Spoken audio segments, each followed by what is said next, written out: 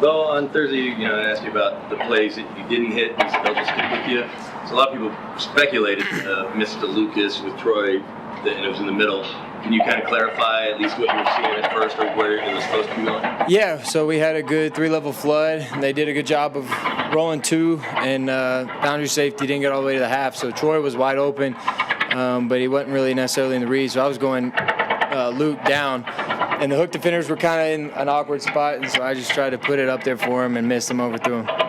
Well, you're 4th in the league among quarterbacks in running the ball. How much do you think that's using your legs, keeping defenses off balance, and what are some of the keys to how well you run? Well, I think it's an important part of the game. I think, when you look at the times it happens and all that kind of stuff, it can be good for an offense. It can be used as a weapon. And so that's what we're going to continue to use it for, and just find ways to get explosives with my legs. And then, when it's not there in the passing game, or, running backs or other guys running it, I got the ability to do that as well. Coach has said he didn't realize maybe before you joined the team how fast you were. Is that an opinion kind of shared by others? They don't realize how fast you are? Yeah, I get that a lot. Coach said that regarding the tight end position, if Kroll had caught that ball, maybe we're not talking about it. You haven't gotten much production from them in the passing game. How important is that going forward this season? Well, it's just, playing what the defense gives you, and, if they give us those opportunities, we'll continue to take it. I thought he had a great catch down the middle of the field, and so we're doing a good job of spreading the ball out, throughout. The offense. A lot of guys are getting touches, and some guys, at times get a lot. Some guys don't get many, and then the next game it feels like it flips. So I think that part's good because the defense doesn't necessarily know who we're targeting. Anybody's up for the ball on any given play, but all position groups we're going to continue to get better and work, and then could have some stuff happen for us in the future. Do you see potential growth in the intermediate passing game as we move forward?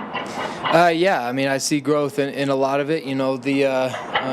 The screens and the short completion plays are working for us now, and then we've hit some intermediate at times and some explosives, and then we've hit some deep shots. So all of it, got to continue to be good for us, and that's how you create good offenses. Well, you guys ran it a lot. It's obviously threw it a lot early in this Tampa win.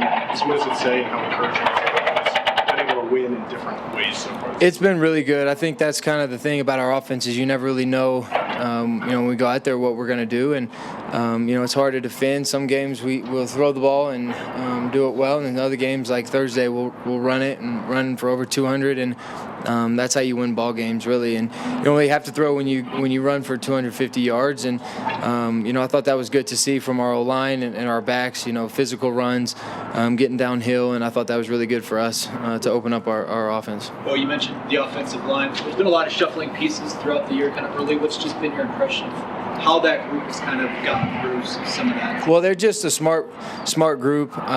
They prepare and work really hard throughout the week.